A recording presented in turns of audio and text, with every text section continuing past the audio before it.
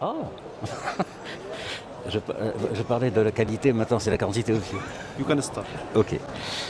Excellence, mesdames et messieurs, je suis très très content que Excellencies, ladies and nous gentlemen, puissions nous I am very retrouver happy that we are able to meet again in order to debate the challenges regarding the climate. Now, it is not about climatic change anymore. It's about climatic degradation, and it relates to heritage. With us, we have great experts, great speakers, and informative people who can explain to us this point about heritage and the climate challenges, as well as related policies. I will now start with Professor Nami Salehi, poser un certain nombre de questions vu to cette whom I would like to conférence ask a number sur la of notoriété, questions. sur l'érudition. J'aimerais donc commencer par cette question. I would like to start with this question. C'est-à-dire que peut-être que ce qui s'impose comme question par rapport au Perhaps changement the question to climatique, be asked with regard to climate change la destruction du couvert are, végétal, are the flooding l'érosion, and the le réchauffement destruction of climatique, the green la cover, raréfaction, le réchauffement greenhouse climatique, les effects, tremblements de terre, les tsunamis, l'accroissement d'orages, les sécheresses, les inondations. earthquakes, Le climat droughts, n'a rien laissé. floodings. N'a rien laissé, et je pense Climate did not leave any qu'il a part of the world ébranlé le unscathed, patrimoine dans sa plus grande particularité. and it has certainly touched heritage. Comment vous, professeur Nami Salihi, How do you, agissez Professor, dans ce cadre structurel et personnel, en tant que personne ressource, pour trouver act in this framework à autant in order to find an answer questionnements? to such a great number of problems? Merci beaucoup, Excellence. Professeur. Ah, le micro. Pareil que je dois vous enlever le micro. Pardon. C'est bon? Je dois avoir le micro. Ah. Ahmed. Le micro.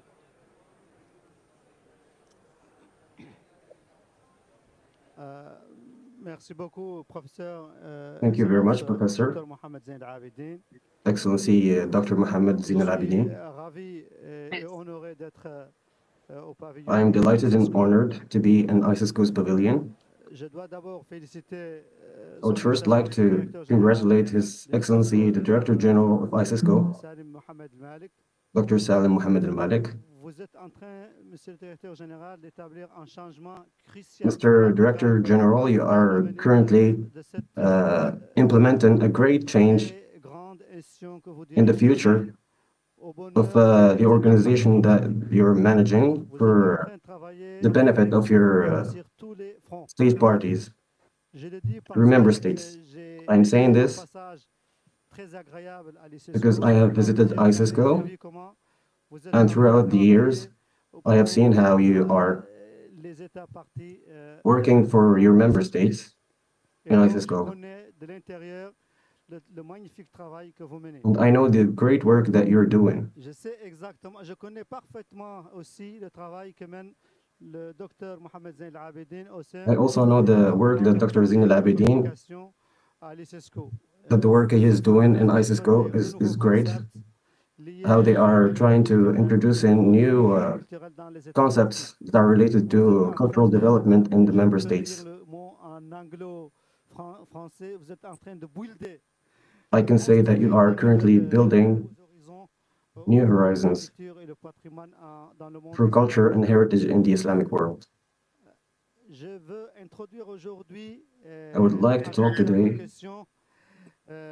through your questions mais je veux prendre about certain comme concepts, exemple un site du patrimoine mondial but I would first like to take as an example du patrimoine dans le monde heritage islamique.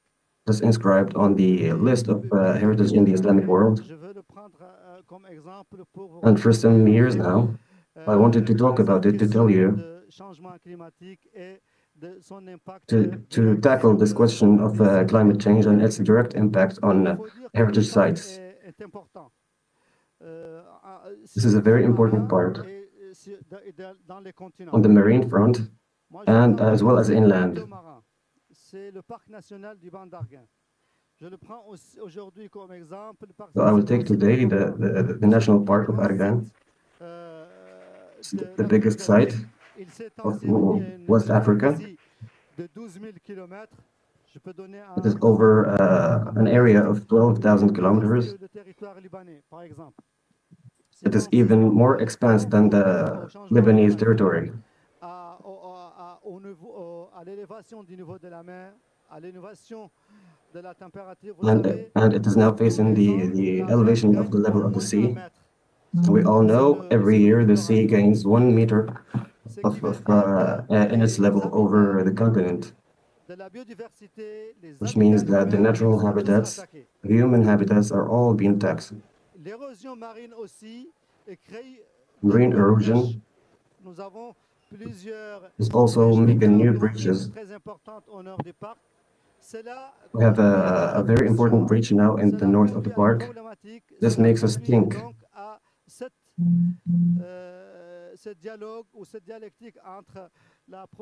And births a new problematic and needs a new dialogue in the subject.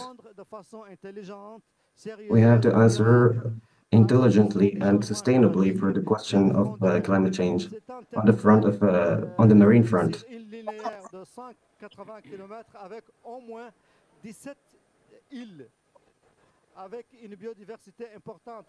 This is a territory that extends over 180 kilometers with over 17 islands. I will now quote one of the most prominent professors who worked on that. He says that the biodiversity of this park is the best in the world. Many plant species of mangroves and algae that live in this biodiversity and that are attacked directly by this climate change. Now we must quickly enter into the conversation because the time is not on our side.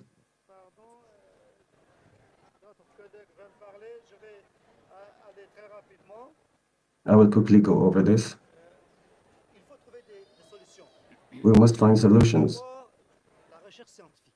First, scientific research. We are now working on many scientific researches in order to find sustainable solutions that are in line with the nature of the biodiversity that must be conserved in good conditions. After that, we have to think about the future of those populations that live within this area. Also, we have to find solutions to preserve the economy that is there. Because this park is one of the great fisheries in Africa, which will contribute to the food security of the continent and of West Africa, to be specific. This is also where thousands of kilometers of marine plants live,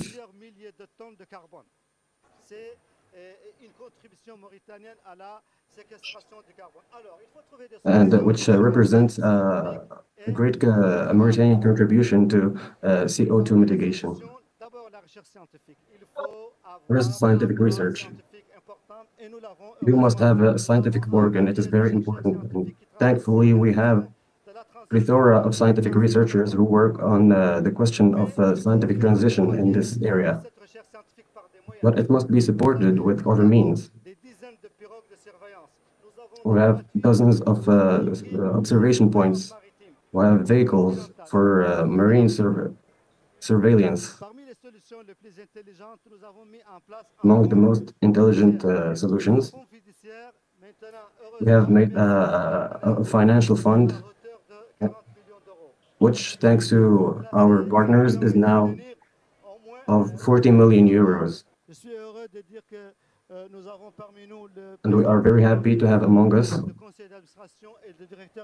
the President of the Management Council and the Executive Director, who will contribute to the financing of the park and also to this scientific research on biodiversity on the Mauritanian coastline, as well as other sites. Thank God that we have this oxygen.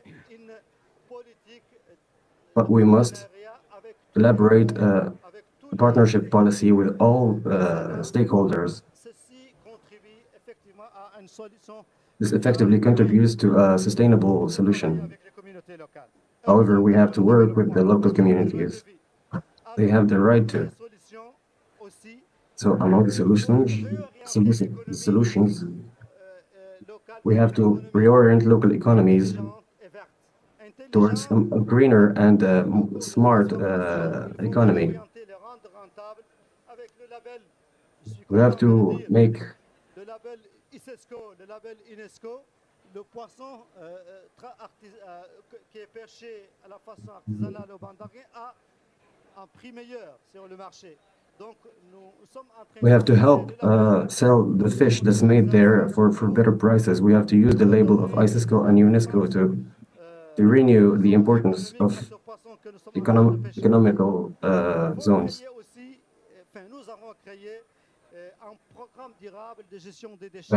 We have created a sustainable program for refuse management, which serves to clean 180 kilometers of coastline and create job opportunities for the villagers and local populations. This allows us to create a new economy and better clean up this important coastline.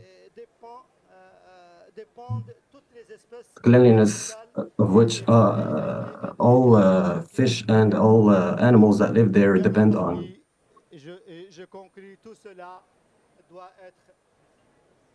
I've come to the conclusion that all of this has to be realized as part of a plan, an intelligent plan that the elite, as well as the local community, governments, as well as non-governmental organizations have to participate in. The planning and the means.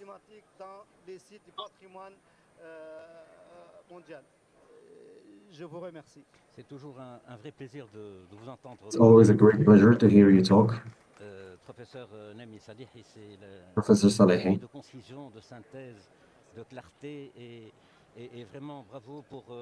And your spirit for clarity is very appreciated. Thank you for all what you have talked about and presented to us regarding Mauritanian policy about preservation of this great site,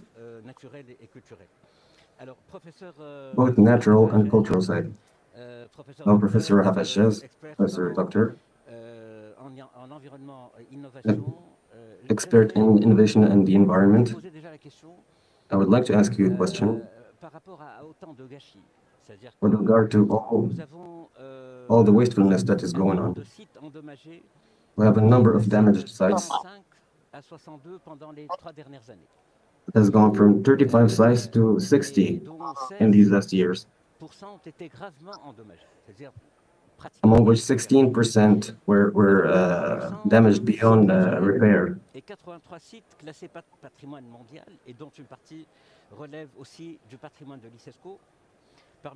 A great part of these sites is part of ICESCO's inscribed heritage sites.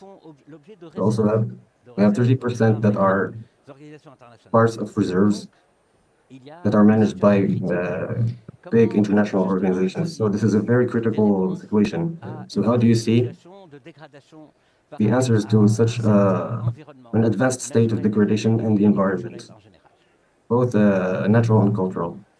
Thank you very much. Can you hear me? Yeah, so thank you very much for this question. And here I want to echo what my esteemed colleague here mentioned. Climate change is hitting us severely. And if we are here today to discuss the heritage, so it's one of the also things that are really affected, unfortunately, by the impact of climate change. So we know we are all now aware about the consequences of climate change that comes with the high temperature, extreme weather, high water level, and many other things in addition to the pollutants. So as an environmental health specialist, I see the things a little bit related to scientific and chemistry and how these pollutants are occurring. So I believe that we have to dig into the root cause of what's happening. And here we have to see the emitters or the source of these pollutants. So when we are able to identify these pollutants that participate in the damage to the heritage, when we plan for an appropriate plan to eliminate or reduce the amount of these pollutants in the air or in the water or whatever, so we will be able then to maybe control the problem from the root. So if we want to see the problem from scientific point of view, we have to see the sources of pollutants. We all know that there are some point sources that we may identify. For example, the pollution that comes from factories, or the pollutants that offered from these point sources or from the transportation system. We know that the incomplete combustion of the fossil fuel will lead to many kind of pollutants that it will be emitted in the atmosphere. It will react with the water, and then one of the components that will occur, which is a secondary pollutant, the acid rain. And we know the acid rain contribute in damaging most of the heritage buildings that exist. So this is considered one of the things. Adding to that, for example, the high level water level also made an erosion, and also it can impact the heritage shores for sure. So we need to identify first the pollutant. We need to have in place a specific monitoring system. When it comes to heritage places, let's say, we need to ensure to know what are the type of pollutants that really impacting and have an, let's say, destructive and severe impact on these heritage places. So by having a specific monitoring system that monitor the air quality, monitor the water, the pollutants that are emitted in the atmosphere, this will be a good plan. So having a monitoring system, which I think we don't have it right now in most of the places. Also, as you mentioned, the policies, this is very important. Now, I know that in 2007, I think the UNESCO have some policies related to the protection of heritage when it comes to the climate and these kind of stuff, but I think this is not enough. We need to work on a local level, let's say on country level, and also on international level, depending on the type of heritage that we have, and to know what are the pollutants exist, and to set a specific type of policies and procedures, and these to be implemented as any other policy. Like, for example, there should be some kind of consequence if there is no compliance with the legislation. So there should be some more strength registrations and legislations when it comes to monitoring and monitoring of the pollutant. Adding to that, also, we need to educate people. Most of the people, they don't know why we are having issues with our heritage buildings and other structure. So the awareness and education of people is considered to be very important, because when you talk about the civil community, unfortunately, in most of the regions, they are away from any kind of information when it comes to climate change. So maybe most of them, if we want to make a survey, I'm sure we will not be satisfied about the awareness of people about the climate change. I'm teaching, for example, in a university, and I can assure you that 90% of my students, they don't care.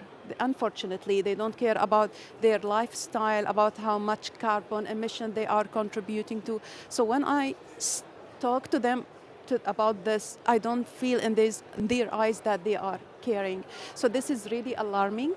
as they are the new generation, and we have the legacy that want to continue.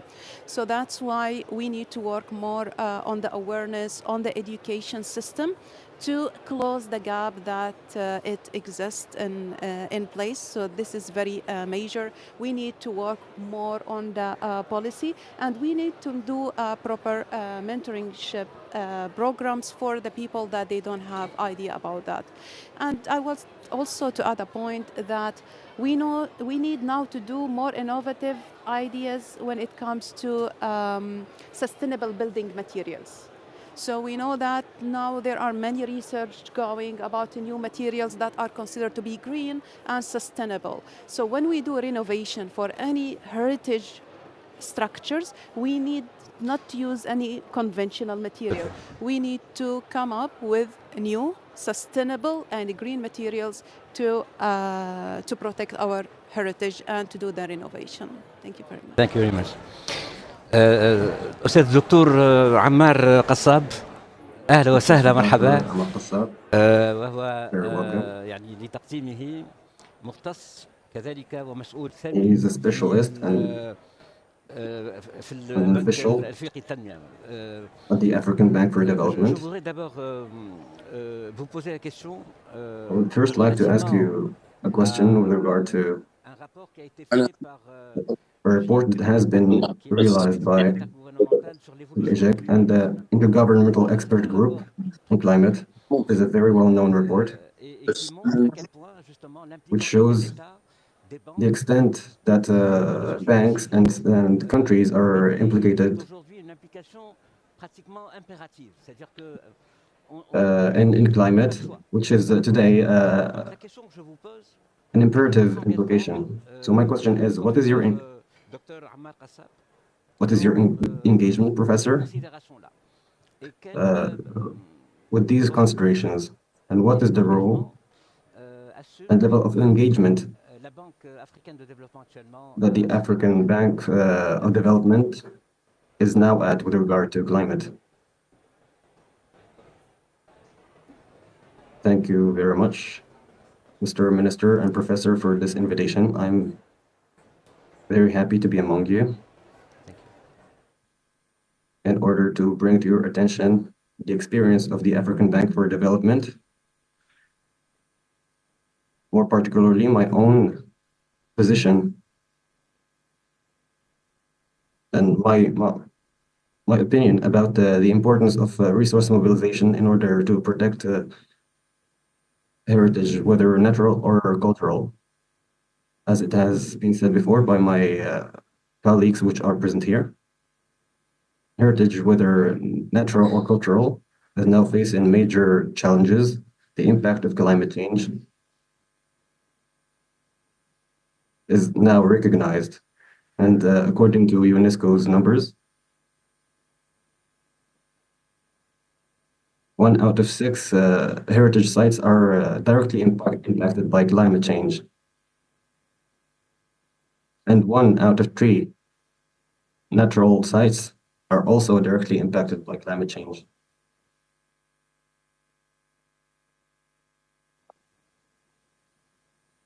Africa is a country that has great natural and cultural heritage. And the country has this far benefited from very restricted resources in order to carry out the preservation function. And heritage sites are already fragile by nature.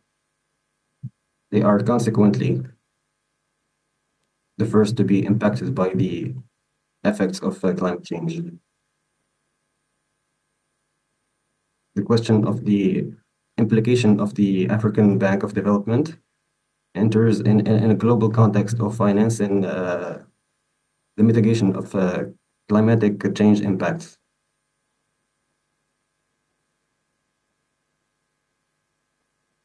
So for example, if we take the Republic of Benin, it is facing major difficulties. It is among the countries of the sub-region of Western Africa, which are most affected by droughts and floodings. and the rising of seawater levels,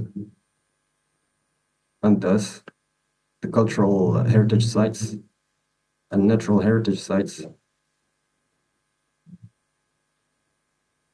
especially those on the coastal line, have been directly impacted. The African Bank for Development is currently working on a program funded at $120 million. We are trying to inject resources into what the Benin government has called the Fund for Natural Crisis Reply. And it's not only for catastrophes that are happening on natural and cultural heritage sites, but also to protect against them, especially in a historical city. The city has guarded a very rich and important cultural heritage. And the Benin government is working now in order to accurately target this zone so that in case of flooding or drought, this site will be less impacted. We also have an environmental and social policy that holds great importance for the heritage sites. This policy obligates us to protect heritage sites, whether natural or cultural. And to conclude, I want to say that we should consider financial resource mobilization in the field of heritage protection. As part of the global financing effort, according to a report that has been recently published, around 1,300 billion mobilized for financing.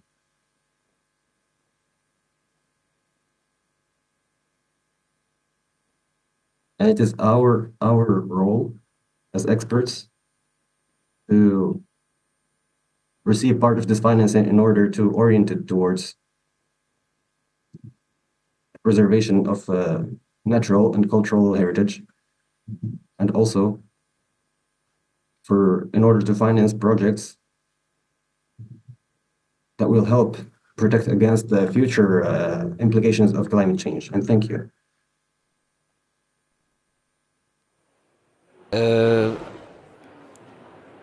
Mr. Yubu Sahil, welcome. Assistant to Chairman and General Manager of ESG and Sustainability of New Link, welcome. Je voudrais vous poser la question. Les scientifiques ne sont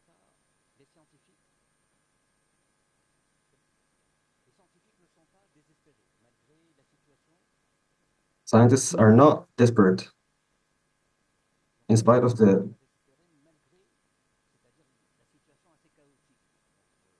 the chaotic situation mentioned in the report. And for this report, propositions have been made with regard to the reduction of carbon emissions and other greenhouse effect gases, which could quickly improve the quality of the air.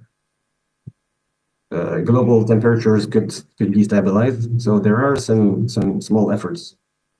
What do you think about this, Mr. Yubusaid? So thank you so much. Même si je comprends français, mais certes en français, mais je parlais aussi en anglais. Although I understand French, but I will now speak in English. In ICESCO Pavilion. So actually I come from China. I worked in the energy sector. We do the energy solutions. We are also the largest one in the digitalization for energy in China. we work at a lot of the different heritage projects with the different, the energy solutions. As you mentioned about the innovation and the different, technical approaches, I think it's very important because I can give some, the real example and, the projects we developed in China. So before we worked with some heritage projects, the first important thing for some company, private sector, is that we know nothing about this heritage. How we can get more solutions with even we have a different digitalization solutions and approaches, but which one is better to use for this heritage? So first, we worked with the different academia in China and also the Heritage Center. The first approach I want to address is that the first thing is to identify the climate risks for this heritage.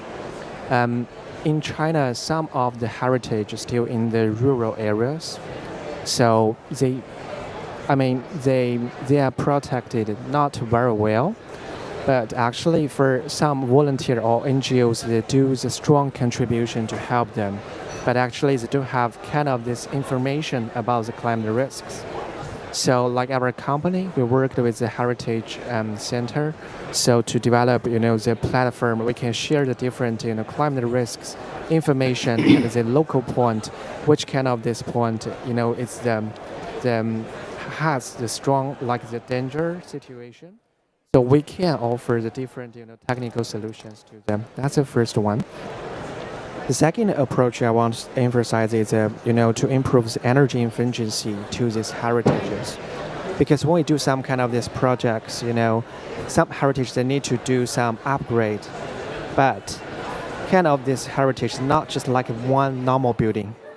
We offer the normal standard or normal solutions. It not, can fit or adjust to this kind of this heritage.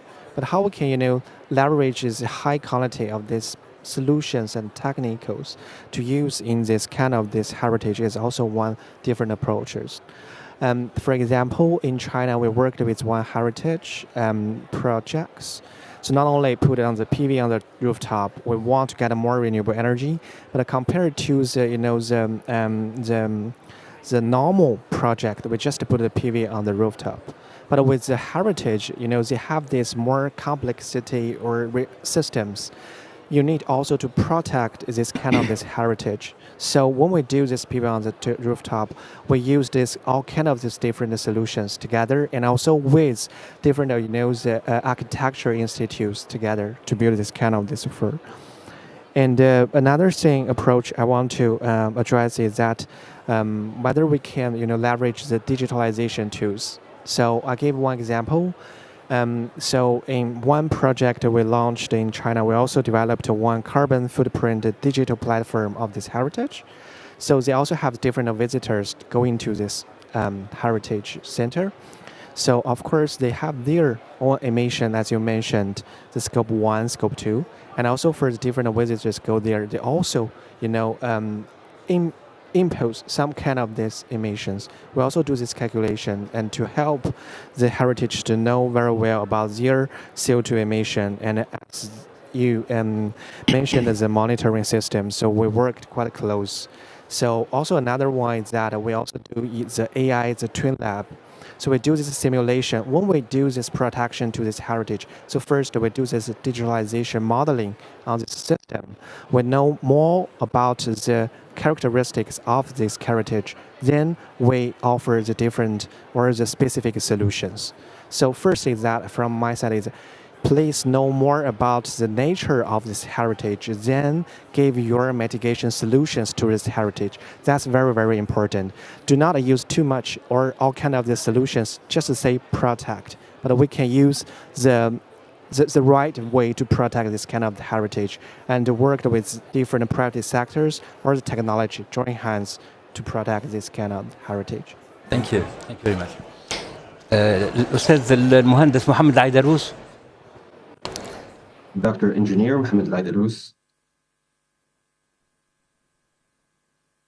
Are you with us? Yes.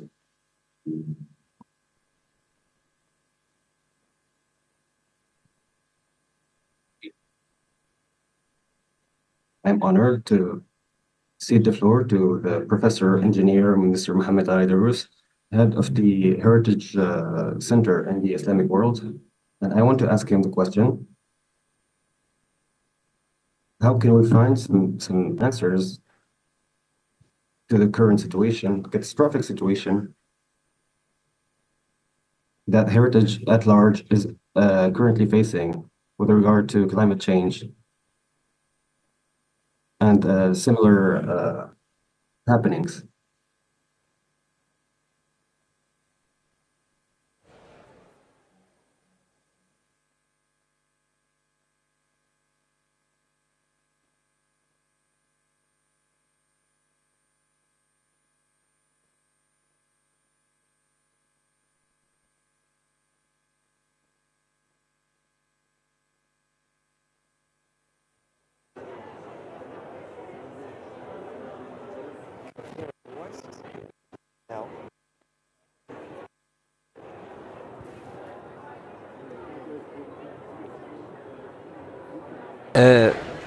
سعادة المهندس افتح الميكروفون من فضلك.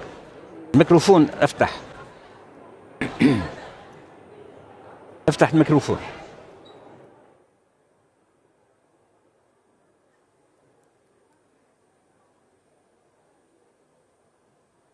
فما اشكال في مستوى الصوت. المهندس محمد علي دروس، فما اشكال في مستوى الصوت. افتح الميكروفون من فضلك.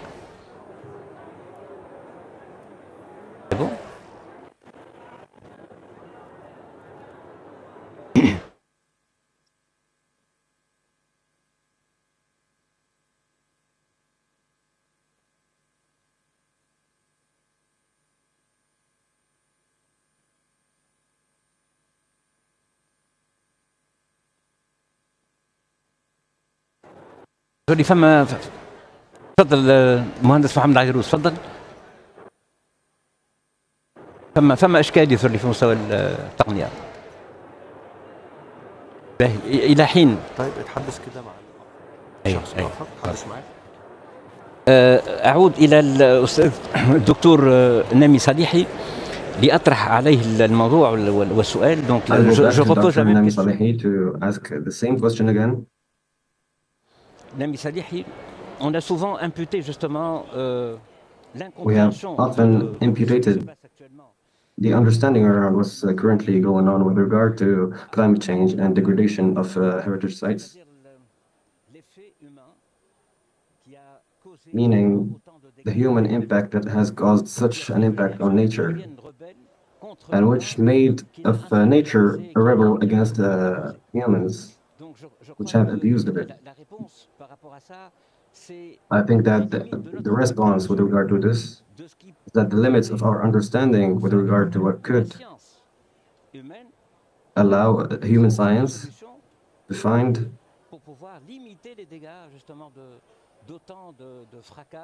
solutions to limit the damage and destabilization that has been done to nature. What's the right attitude for science to have in order to limit these damages and all of these damaged components that we meet every day? Merci beaucoup.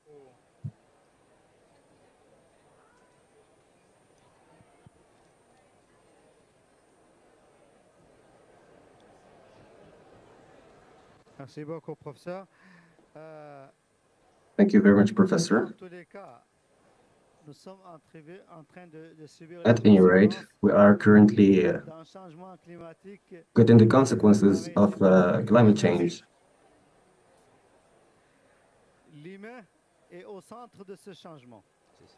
The human being is at the center of this change.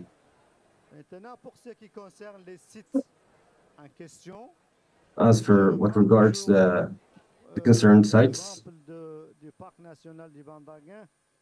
I still take the example of the Bon d'Argonne and the local communities, as well as the scientists. They are both included in the management of this crisis. Les populations locales ont droit de vivre et de Local mieux vivre. populations have the right to live and live better. Elles ne sont pas des buts témoins. C'est des humains qui doivent évoluer They comme are les human autres beings that must evolve just like the others. à l'intérieur d'un climat, enfin, d'un endroit qui subit un changement drastique à cause du climat. In an area which gets drastic changes because of climate. Leurs villages sont envahis. I said before that their villages have been taken over. L'économie locale. Their economies, their local economies have been destroyed. Their traditions as well. Alors, là, il faut trouver des solutions. So we have to find solutions. Il ne s'agit pas de créer une nouvelle roue parce que c'est impossible. It's not about reinventing the wheel because that's useless. We have to work with the means that are within their disposal. That is what we are currently doing. It is to change their mode of habitation. So we have to think for them for new building materials, new place where they can cohabit with climate change. Then we have to find new ways to get them water. There are not 30 solutions. We have to desalinate seawater, which is what we are currently doing in the park.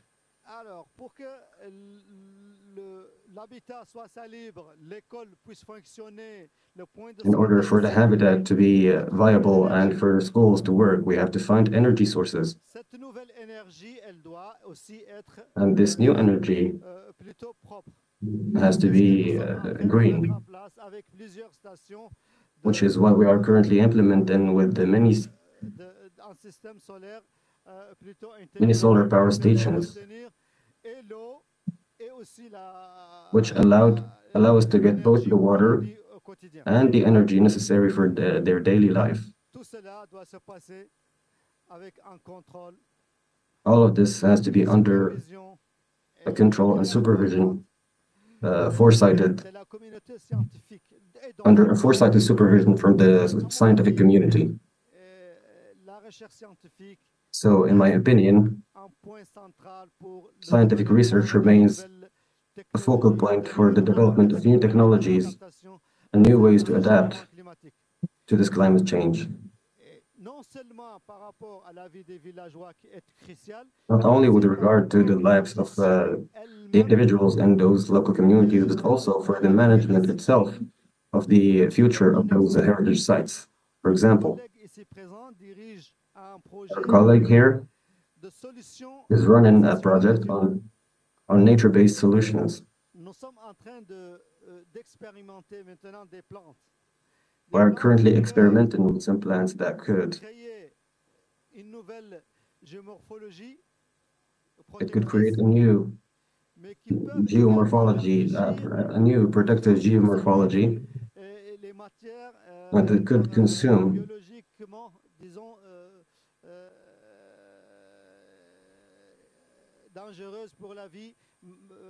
dangerous materials that are on the coastline. There are other mechanical solutions that could be explored. So everything remains on the synergy between the life of those local populations and what science could bring to the table.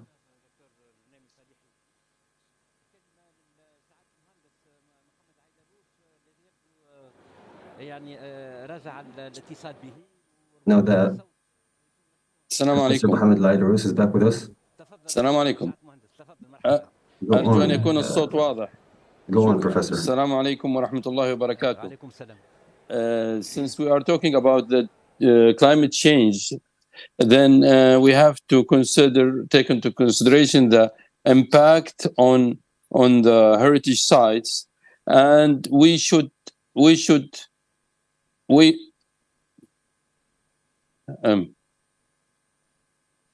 then we should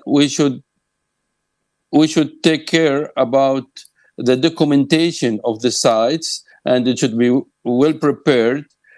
That's one of the most important thing, to be ready. If there is any climate change impact on the site, then we will have to know exactly how we can restore it or rehabilitate it again. So I think it is a very important thing to of course, to try to minimize the impact of the heritage climate change. But since we cannot do everything, then at least we have to be prepared for any impact on the sites by preparing the documentation, and also the protection needed. That's why we should study the sites very well, and to know exactly what we should do if there is any climate change impact on the site. And also there is another important thing, is to activate the fund of protecting the heritage, so we can contribute on the funding of the protection of the heritage sites, which we may have some impact on it by climate change. Thank you very much. Thank you very much. Alors je repose la même question, professeur Hajej. Donc, I will ask the same question for Professor Hajej. So what are the solutions and what scientific alternatives, whether scientific, human, technological, or ethical, political, what solutions do you see for this situation? Thank you very much for the question. Now, I believe as we have reached to this stage of damage, we need to find a holistic solution that comes from different sources. So one solution will not be enough for sure. Of course. So we need combination of legislations and policies. We need all the stakeholders to be involved in action plan to implement a proper solution in place. So for sure, one pillar of success will be the collaboration between the government, private sector, and also the civil community. So this is very important pillar to start with an appropriate, successful opportunity to overcome this challenge. So beside collaboration, we need to involve the technology. So as our colleague here mentioned, there are many kind of technology now in place worldwide, but maybe not everyone have access to it. So maybe we need to know more about this. And here we include some kind of collaboration between universities and private center, so we can work on the development of some prototypes that maybe we have the science in collaboration with the private sector. We can enhance the prototype if there is any kind of, let's say, limitations or drawbacks. So research and innovation, research and development should be part of our action plan to have it in place. Adding to that, as our colleague online mentioned, the fund. So access to fund is very important. So as we are in COP now and they are talking about climate finance, so part of this finance should be allocated for protection of the heritage. And it should be on different levels, not only like have high levels, let's say contractors. We have to keep in mind to go to the grassroots depth, and we have to involve the community. For sure, there are some small businesses and also community-driven, let's say, opportunities that will for sure be able to help, because heritage sometimes are in rural areas, villages. So we need to have an inclusion for everyone as part of the solution. If we don't have this in place, will not be able to make it. So I believe all these aspects together, in addition to our loyalty toward our planet, we don't have any other planet to live so far. So we need to have a proper action, and the action should be immediate. So we are talking and just no action. So we need on a local level, international level, to have an action plan and to have maybe like an authority like United Nations or maybe on the local level to see, like to set timeline and follow up with this timeline to ensure that we are protecting our heritage. Our history is very important for our future, so we need to take on. Thank you. Thank you. Mr. Zahai, your opinion about it and resolution and Yes, I think it's today all the distinguished panelists gave all this their perspective from the technology and also the education and the synergy with different partners. I just want to give one point perspective from my side is we talk about the funding. But actually, is it possible we can innovate the traditional funding architecture or the method?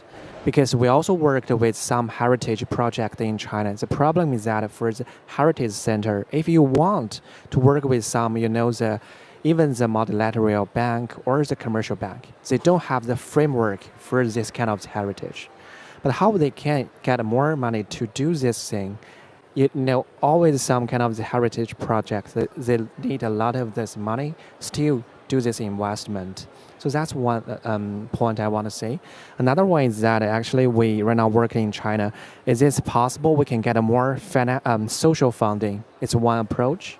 So we work with different private sectors and NGOs. So get a more financial resources, let more people know more about this heritage. Because when the individuals we talk about heritage, always we think, well, it's quite far away from our life, but it's very important for your life.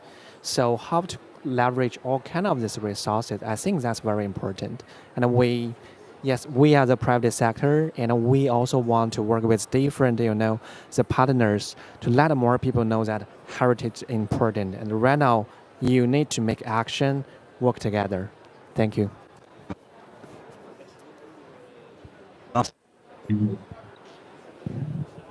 Prendre la parole et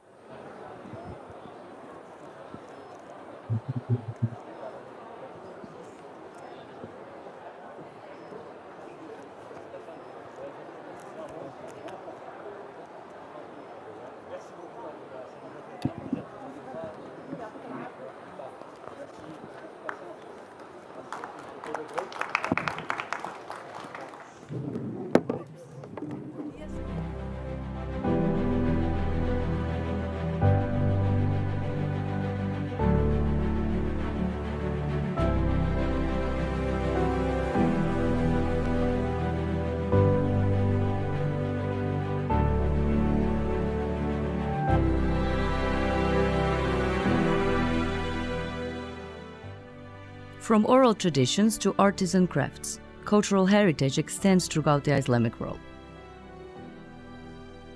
But how are climate changes affecting these treasures?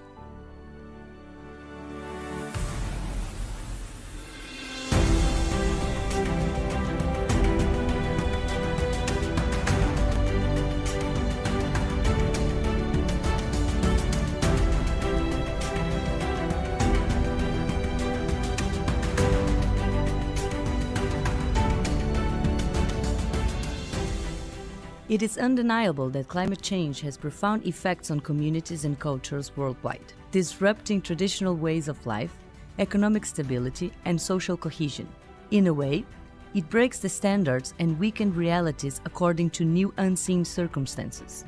It's to say, rising temperatures, extreme weather events, and shifting ecosystems threaten agricultural practices, water supplies, and housing security, often hitting marginalized communities the hardest. Culturally, climate change endangers practices tied to specific landscapes, seasonal cycles, and biodiversity. For many indigenous populations, for instance, the loss of traditional lands erodes cultural identity, spiritual practices, and heritage. As communities adapt, cultures face the dual challenge of preserving their heritage while innovating for survival in an altered environment.